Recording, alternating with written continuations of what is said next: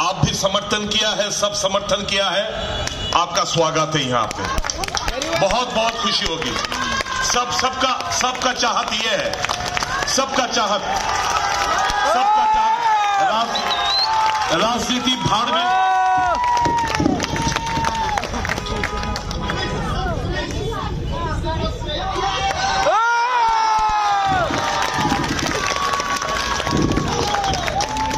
मैं अपने भाई सुदीप को वोट तो नहीं कर सकता हूं क्योंकि मैं यहाँ का वोटर नहीं हूँ, लेकिन अगर वोटर होता जिससे पहले था तो मेरा वोट इन्हीं के पास जाता।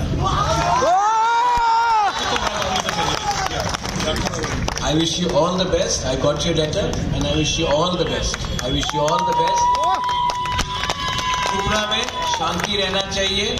हम सब इलेक्शन के बाद भाई भाई हैं, बीजेपी का भी हो, कांग्रेस का भी हो, मोथा का भी हो।